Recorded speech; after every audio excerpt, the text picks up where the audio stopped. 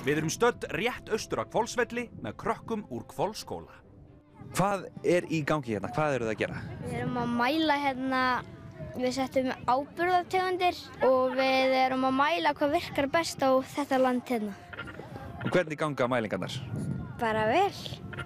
Nú erum við að mæla reiti sem við settum upp núna í vor og við settum upp tilraunareiti þannig að það er 1 x 2 metri og í hvern reit er sett ein aðgerð og það getur verið fræ og áburður, skítur, hey og alls konar svona þurfum við viðmið til að bera við og núna erum við að mæla árangurinn af þessum aðgerðum.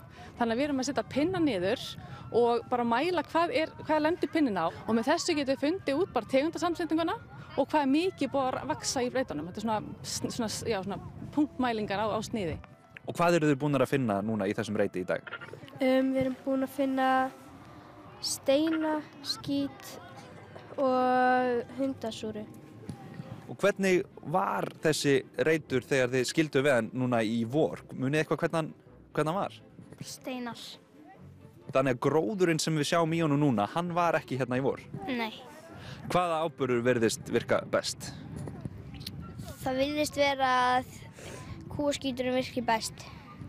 Og eru þið með einhverjar hugmyndir af hverju kúaskíturinn virkar svona svakalega vel? Já, af því að það er borið áburðin á túnin svo þau vaksa. Svo þessu pakka saman í rúllur og gefið. Svo éta þau, svo er áburður í heyinu sem að þær éta. Skýta honum aftur út og þetta verður svona hringrás.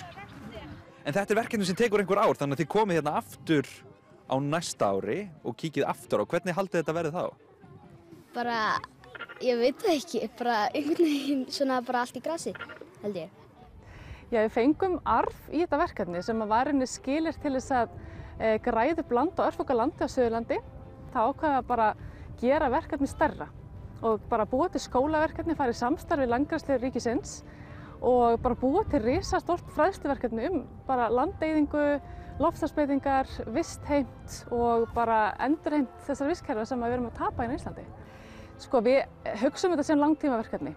Þannig að þessi reitir hérna, það er alltaf 1 bekkur á hverju ári sem er með 1 reit, svo bætum við alltaf reitin við. En við sáum þetta fyrir okkur að þau mælið á hverju ári og svo alltaf bara fylgir það þeim alveg út skólar, þannig að þau byrja 5. bekk og upp í 10. bekk. Og þá getur þau með að segja að það áhuga á þessu málefnum, þá getur þau haldið áfram með þessar pælingar í framhaldsskóla.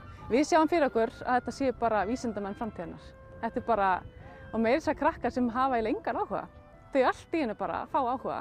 Þannig að við erum að kenna þessum börnum hérna og krökkum að bara hugsa rökrétt og hugsa sem vísindamenn, læra vísindalega aðferð. Þetta er bara nákvæmlega eins og vísindamenni hjá Landgræðslu ríkisins er að gera.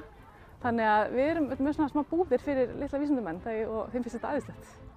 Og hvað ef einhverju fleiri skólar til dæmis hafa áhuga á því að fá að vera með? Er það möguleiki? Já, það er alveg möguleiki. Endilega bara hafa samband við okkur og sjá hvort við getum ekki farið í samstarf. Við erum að stækka verkefnið en það er bara að gera að hafa samband við okkur Landvernd. Við þökkum fyrir okkur og óskum þeim allsins besta í þessu merkilega verkefni.